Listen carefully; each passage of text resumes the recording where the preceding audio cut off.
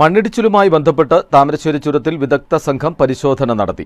NIT civil വിഭാഗം professor Santhosh G തമ്പിയുടെ നേതൃത്വത്തിലായിരുന്നു പരിശോധന. അന്തിമ റിപ്പോർട്ട് കോഴിക്കോട് ജില്ലാ കളക്ടർക്ക് അടുത്ത ദിവസം സംഘം സമർപ്പിക്കും. കോഴിക്കോട് NIT സംഘവും ദേശീയപാത അതോറിറ്റിയും സംയുക്തമായാണ് ചുരത്തിൽ പരിശോധന നടത്തിയത്. രാവിലെ 10 മണിക്ക് ആരംഭിച്ച പരിശോധന 1 മണിക്കൂറോളം നീണ്ടു.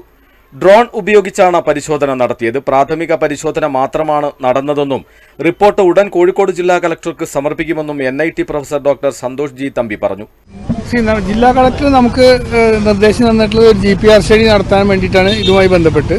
പക്ഷേ നമ്മൾ GPR സ്റ്റഡി ഇമ്മീഡിയറ്റ്ലി ചെയ്യുന്നില്ല.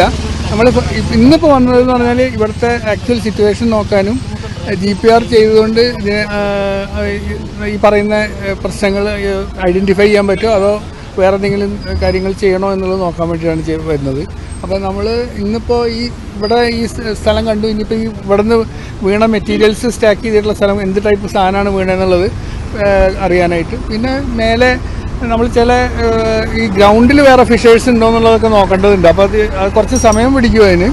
അപ്പോൾ ഇമ്മീഡിയറ്റ്ലി ഇപ്പോൾ നമ്മളൊരു ഔട്ട്കം നമ്മൾ പറയുന്നില്ല. അതായത് ഇന്നിപ്പോൾ ഇത് നോക്കി ഇന്ന് തന്നെ ഒരു സൊല്യൂഷൻ പറയാവുന്ന ഒരു കണ്ടീഷനിലല്ല ഉള്ളത്. നമ്മളത് സ്റ്റഡി ചെയ്തിട്ട് റിപ്പോർട്ട് ചെയ്യും. കളക്ടർക്ക് ഇപ്പോൾ നമ്മൾ ഇമ്മീഡിയറ്റ്ലി റിപ്പോർട്ട് കൊടുക്കും. എന്നിട്ട് അത് ഡിസ്കസ് ചെയ്ത ശേഷം എങ്ങനെ നമ്മൾ മുന്നോട്ട് പോകുന്നുള്ളത് നമ്മൾ ഡിസൈഡ് ചെയ്യും. ഇനിയും പാറ ഇടിഞ്ഞു വരാൻ സാധ്യതയുണ്ടോ എന്നാണ് പ്രധാനമായും സംഘം പരിശോധിച്ചത്. സ്ഥലത്ത് GPR പരിശോധന ആവശ്യമുണ്ടോ എന്ന് അടുത്ത ഘട്ടത്തിൽ ആകും തീരുമാനിക്കുക. കഴിഞ്ഞ മാസം 26-ാം തീയതിയാണ് ചുരം 9-ാം വളവ് വ്യൂ പോയിന്റിന് സമീപം മണ്ണിടിച്ചിലുണ്ടായത്. ജിൻസ് തോട്ടുങ്കര, വയനാട് വിഷൻ, ലക്കിടി.